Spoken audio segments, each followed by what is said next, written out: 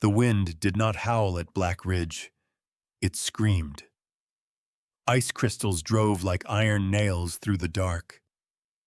Silas pulled his collar high against his jaw, his heavy boots breaking through the knee-deep crust. His mare had refused to leave the warmth of the barn tonight. Smart beast.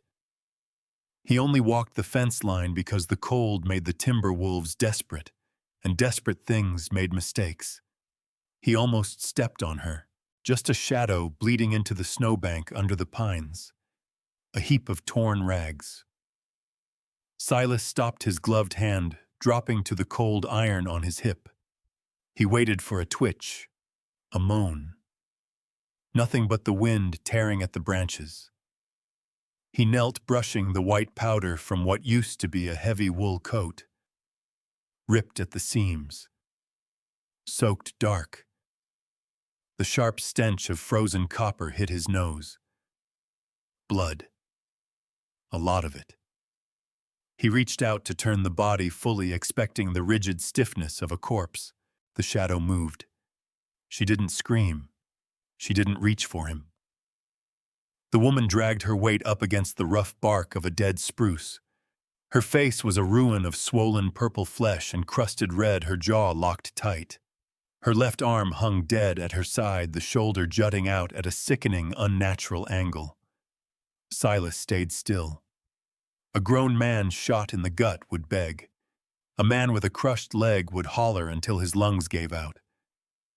This woman just stared at the snow, her chest heaving. She reached out with her right hand and dragged a thick, frozen pine branch across her lap. She shifted her weight, wedging the thickest part of the frozen wood deep under her dislocated armpit. Then she gathered the torn, bloodied fabric of her collar, shoved it between her teeth, and bit down hard. Silas realized what she was about to do a second before she did it. She threw her upper body forward, leveraging her weight against the unyielding wood. A wet, heavy crunch cut through the howling storm. She slumped forward. The breath shuddered out of her in a ragged white cloud. Her head fell back against the bark, her eyes rolling half shut. She made no sound. Not a whimper. Not a plea. Just the harsh, dragging intake of air through her teeth. Silas had seen men hang. He had seen hardened outlaws bleed out on saloon floors screaming for their mothers. He had never seen anything like this. He stepped out of the shadows right into her line of sight. Her eyes snapped to him. Wild, like a cornered lynx. She didn't shrink away.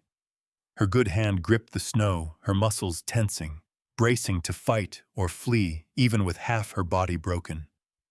"Save your strength," Silas said. His voice was rough, scraping against the bitter cold. He didn't ask her name. He didn't ask who did this to her. Out here, the answers didn't matter until the bleeding stopped. He bent down, ignoring the wet blood smearing against his heavy leather coat, and scooped her up from the drift. She weighed nothing, just hollow bones and raw grit. She stiffened rigidly against his chest, her working hand gripping his lapel like an iron vise. She was waiting for the drop, waiting for the strike. "I've got you," he muttered, turning his back to the wind. He carried her toward the faint, flickering yellow glow of his cabin, the only light for 20 miles in any direction. The storm swallowed their tracks before they even reached the porch. The cast-iron stove radiated a dry, blistering heat. Silas set her down onto the heavy bear pelt by the hearth.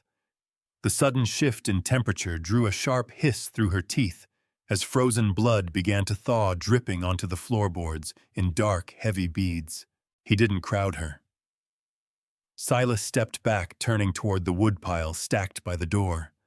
He reached up his leather coat, shifting, and pulled a thick wedge of split oak from the top. The sound of the wood scraping together was loud in the quiet room. Behind him, a frantic scramble of boots against the floor. Silas spun. She wasn't fighting the cold anymore.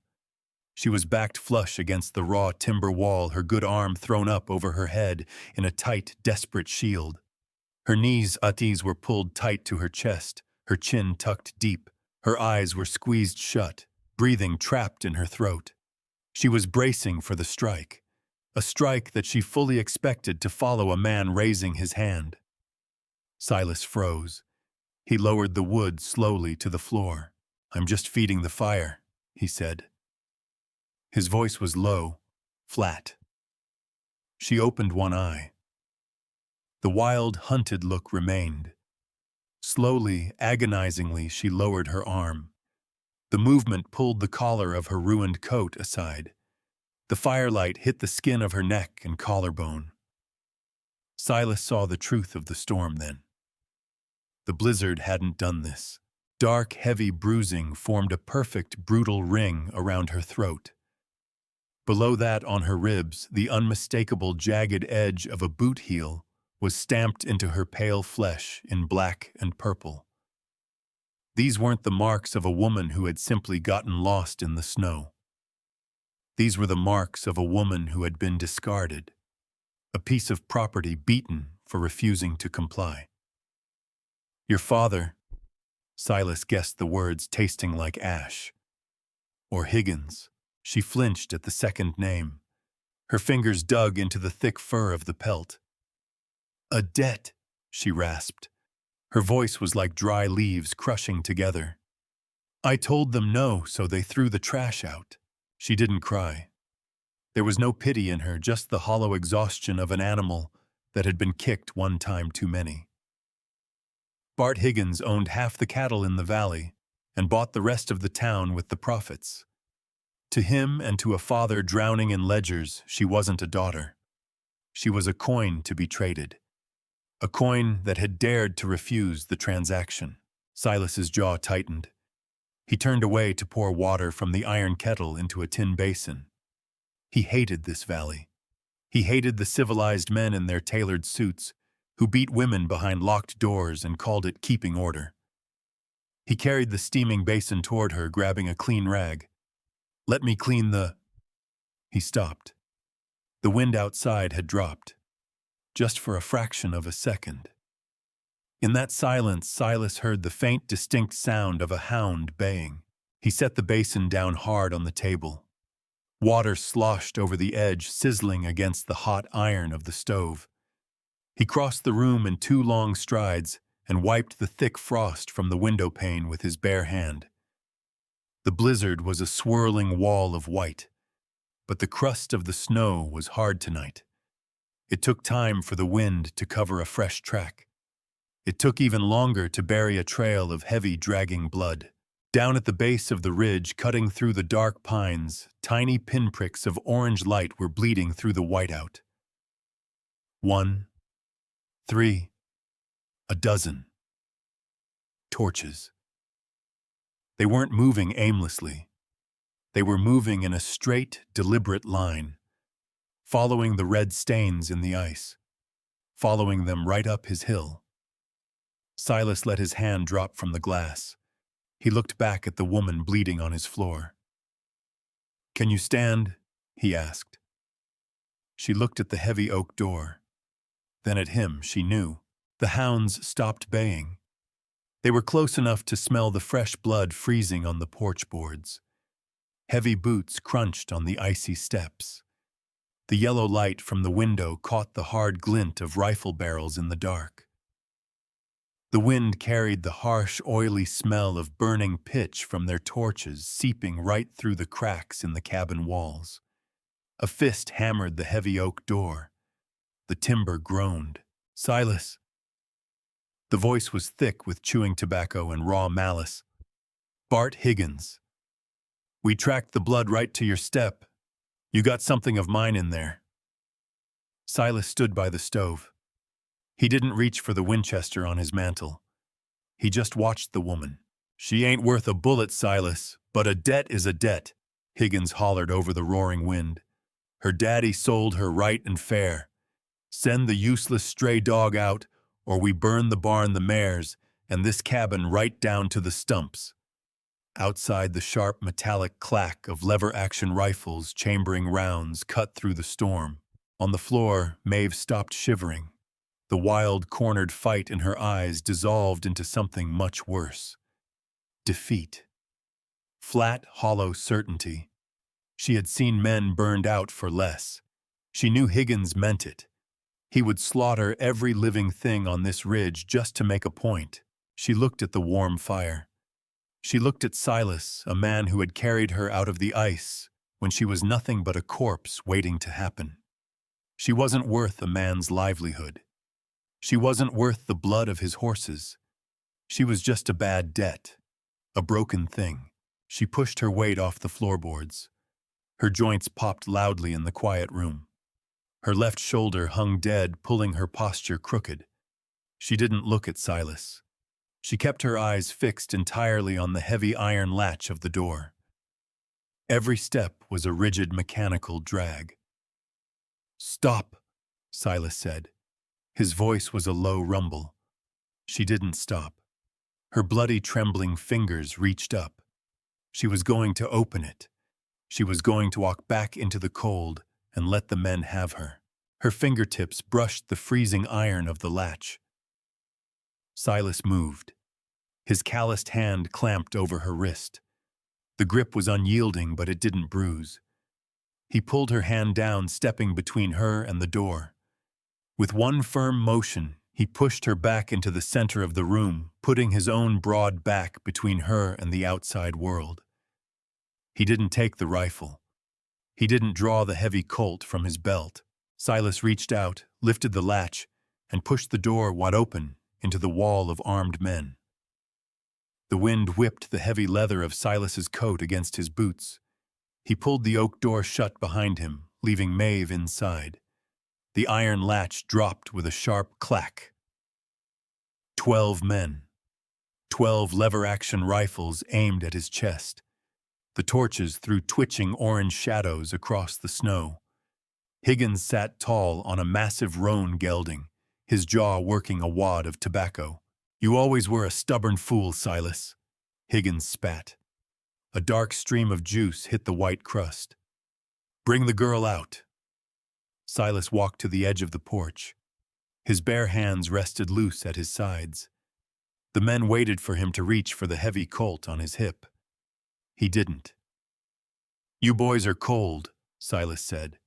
The wind carried his voice flat and steady. "You looking to die cold too?" A young hand at the back shifted his horse, stamping nervously in the deep powder. Higgins racked the lever of his Winchester. "1 man against 12. You ain't that fast." "I don't need to be fast." Silas kept his eyes locked on Higgins. "I just need to talk to the federal marshal in Cheyenne. About the Miller Tract. About the forged deeds at Red Creek. About the men you paid to burn the Lawson barn last winter." The silence that followed was heavier than the snow. Higgins's face darkened in the firelight. The grip on his rifle tightened. "You got no proof. The ledger is sitting in the Denver Federal Bank, sealed in a tin box with minus on it." Silas didn't blink. His posture didn't shift. "If a single shot is fired on this ridge tonight, the bank manager sends that box to the marshal. By Tuesday, every man sitting in a saddle right now swings from a rope." Silas looked at the hired hands. He saw the knuckles on their triggers loosen. These were rough men, but they weren't men willing to stretch a rope for a rich man's bad debt. "Lower the iron," Silas commanded. It wasn't a request. The authority in his voice was absolute. It was the voice of a man who owned the ground he stood on. One by one, the rifle barrels dropped toward the snow. Higgins yanked his horse's reins hard, the iron bit cutting into the animal's mouth. "She's a debt. She belongs to me." "Not anymore."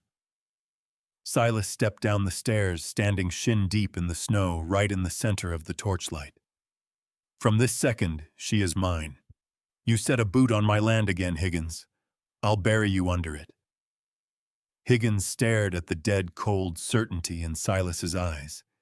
He knew a bluff. This wasn't one. He spat a harsh curse, wheeled his roan around, and spurred it down the trail. The hired men eagerly followed the torches, shrinking to nothing in the dark pines. Silas stood in the freezing wind until the last sound of hooves faded into the storm. He let out a slow, white breath. The rigid tension bled out of his shoulders. He turned back toward the warm glow of the cabin window. Then the sound hit the freezing air. It came from the barn. A high, ragged, wet screech. It wasn't a wolf. It was the sound a thoroughbred made when its lungs collapsed. A heavy, bone-shattering thud echoed against the thick timber walls. Then another, and another. The heavy sound of massive animals hitting the dirt floor. Silas froze, his eyes snapping toward the dark structure. The blood drained entirely from his face. Silas shoved the heavy barn doors open. The stench hit him before the heat did sour, thick, and rotting. The lantern light caught the frantic thrashing of massive bodies in the dark. 2 of his best mares were already down in the dirt, kicking violently at the stall slats. The splintering of pine sounded like rifle fire. His prize black stallion stood in the center aisle, its head hanging low. Thick white foam dripped from its jaws. Its sides heaved, pulling air through lungs that sounded like they were filling with mud. Silas dropped to his knees in the muck. He grabbed the stallion's halter, trying to pull the massive head up. The hide was burning hot beneath his calloused fingers. "Easy. Hold steady." Silas gritted his teeth, his boots slipping in the wet dirt. The stallion's eyes rolled back, showing stark white. 1,000 pounds of muscle buckled. The horse collapsed, nearly crushing Silas against the iron gate. Silas scrambled back. He ran to the water trough. Clean. He checked the oat bins. Dry. This wasn't colic. This wasn't winter starve. He moved from stall to stall, his hands stained with saliva and dirt, feeling the unnatural heat radiating off his stock. By the time he reached the end of the row, 3 more cattle had dropped. He stepped back into the center aisle. The horrible wet sound of 12 suffocating animals filled the cavernous space. This was his entire life. The blood and sweat of 10 brutal years, dying in the dirt. The townfolk down in the valley always said Silas carried a curse. A man who lived entirely in the dark eventually brought the rot to everything he touched. Silas leaned his back against a heavy support beam and slid down until he hit the cold floor. He rested his forearms on his knees, staring at his empty hands. He had stared down 12 loaded rifles without blinking. Now he couldn't do a damn thing. Higgins didn't need a match to ruin him. The side door of the barn creaked open. A blast of freezing wind cut through the heavy air. Silas didn't look up. "Get back in the cabin," he said. His voice was entirely hollow. The dragging sound of uneven footsteps didn't retreat. They came closer, stopping just at the edge of the lantern's glow. Silas raised his head. Maeve stood over the fallen stallion. The shivering had stopped. The protective, cowering hunch of her shoulders was gone. She stood perfectly straight, ignoring the sickening hang of her injured left arm. She wasn't looking at Silas. Her eyes were locked on the horse. The hunted, broken look of a discarded woman had vanished. Her gaze was sharp, calculating, moving rapidly from the horse's flared nostrils to the color of the foam, then down to the sweat pattern on its flanks. She stepped into the stall. Her good right hand pressed firmly against the stallion's thick neck, her fingers finding the jugular to time the weak racing pulse. Silas stopped breathing. It was the exact same clinical, dead calm focus he had seen under the pines when she used a frozen branch to snap her own bones back into the socket.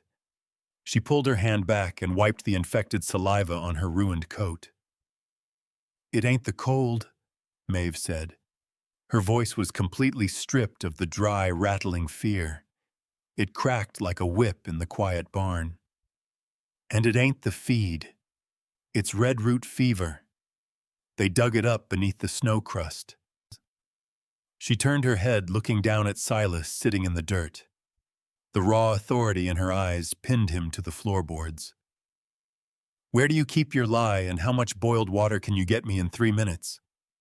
For 3 days and 3 nights the barn smelled of boiling lye, crushed willow bark, and sweat.